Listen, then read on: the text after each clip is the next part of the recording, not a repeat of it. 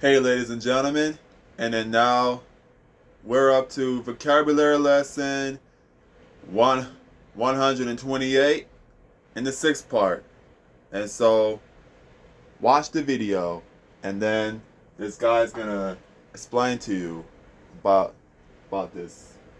The low salt diet probably won't prevent heart failure. Let's watch that.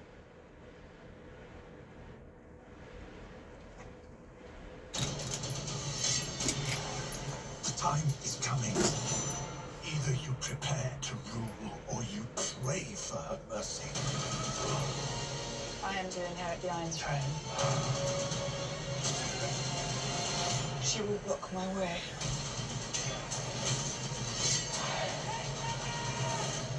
You live Benoni.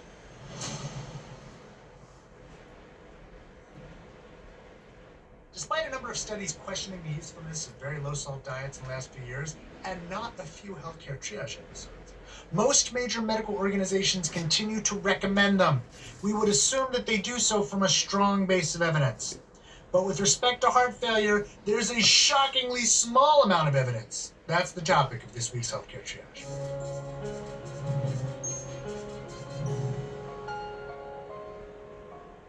Heart failure occurs when the heart can't pump enough blood to the rest of the body.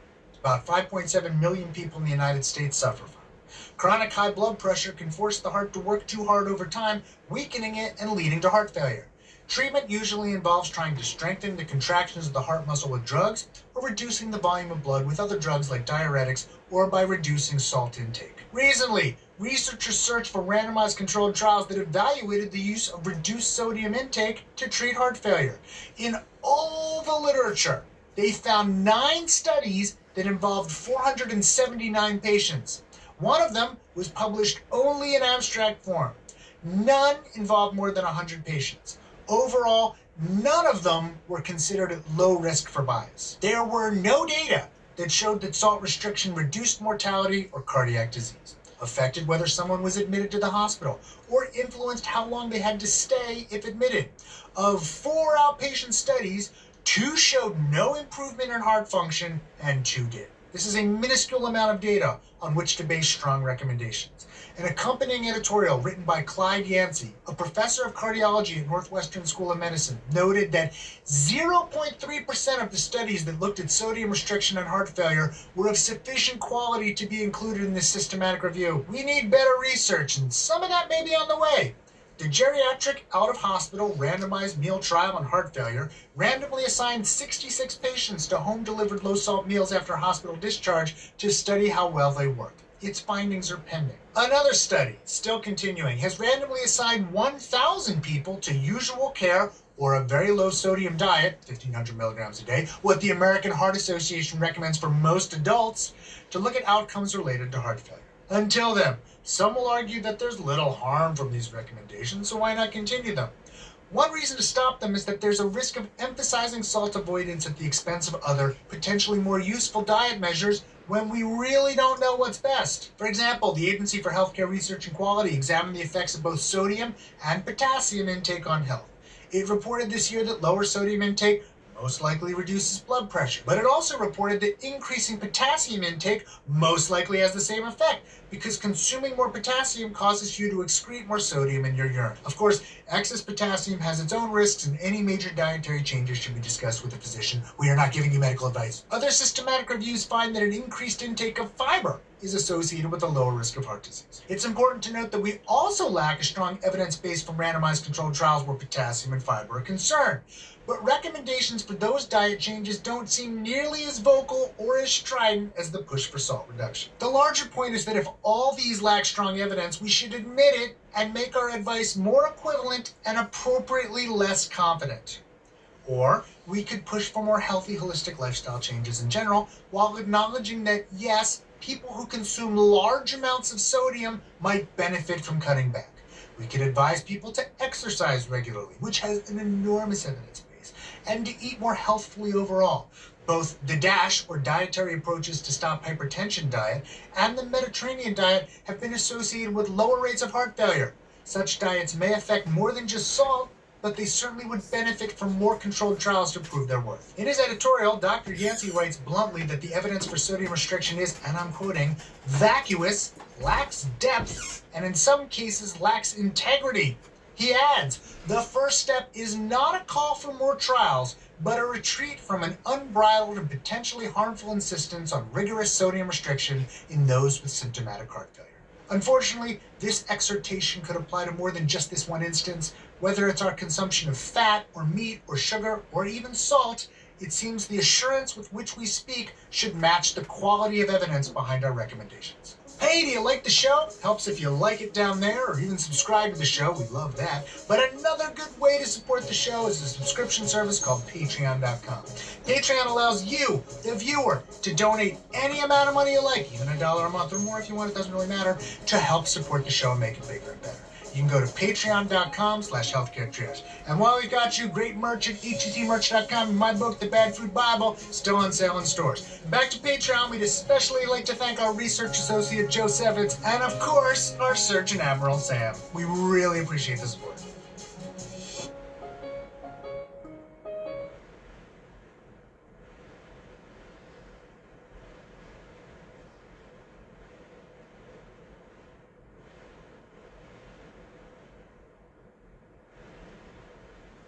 All right, so we're gonna watch the next video.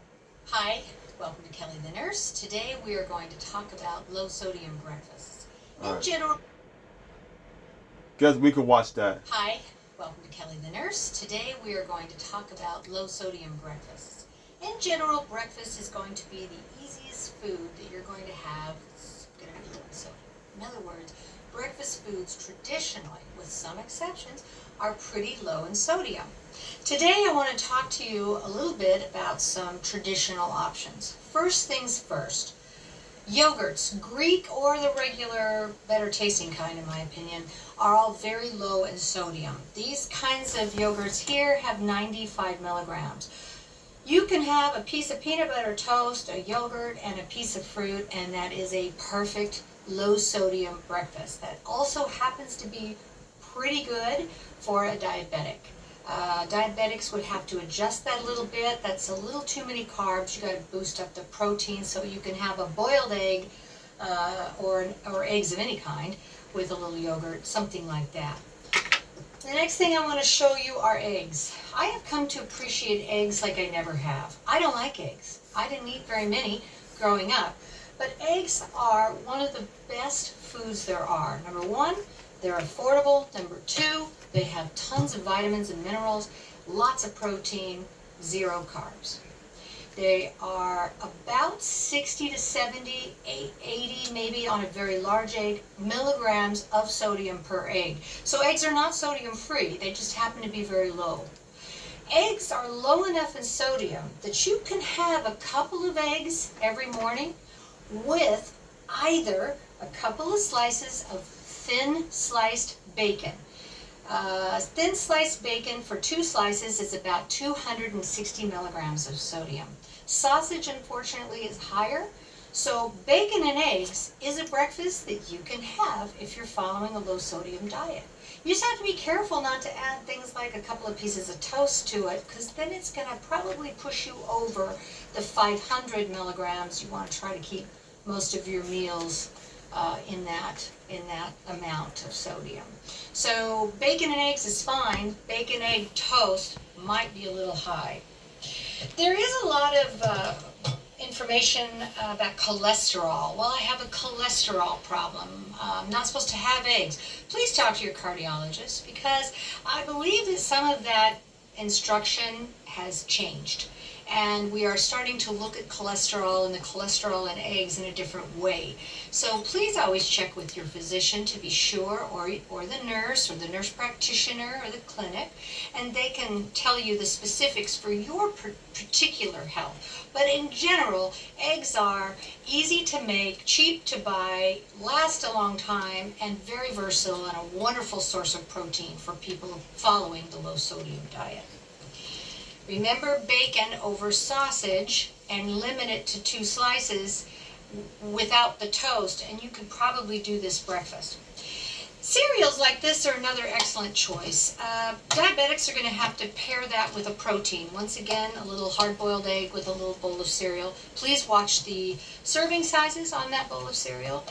But that is also a good choice. It's interesting because in general, cold cereals are quite low in sodium, but there are a few, like one of my favorites, that don't have any.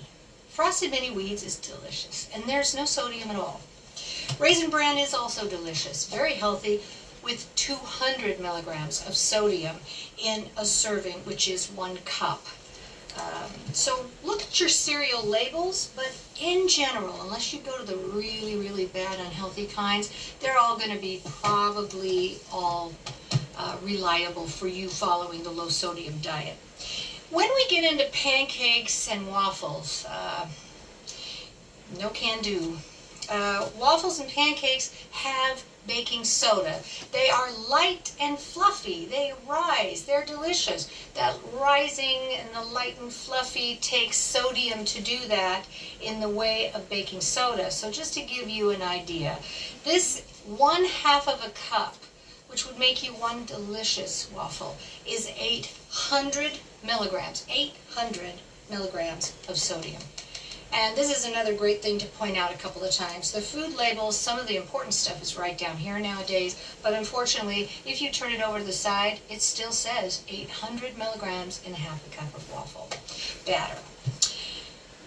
Oatmeal, it's no surprise here that oatmeal is among the best, with eggs, as your best and healthy breakfast item. If you get oatmeal like this, you're going to have 0 sodium. It is a perfect food.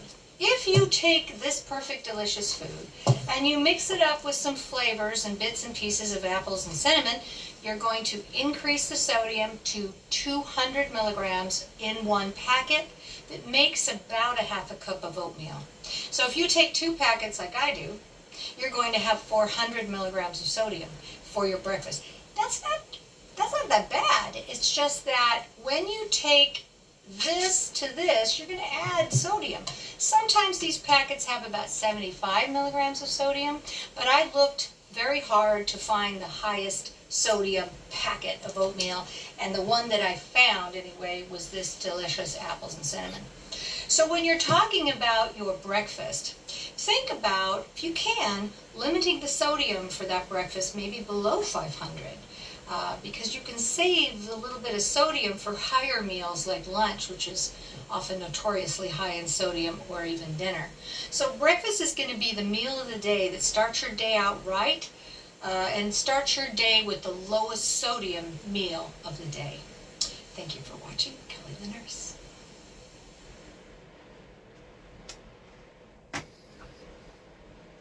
All right, folks. So now I'm gonna do the next video after that. 3 days to Wow. score early Black Friday The deals commercial now came through up. Saturday. COVID-19. Some people get it, and some people can get it bad. And for those who do get it bad, it may be because they have a high risk factor, such as heart disease, diabetes, being overweight, asthma, or smoking. Even if symptoms feel mild, these factors can increase your risk of COVID-19 turning severe. So if you're at high risk and test positive, don't wait. Ask your healthcare provider right away if an authorized oral treatment is right for you.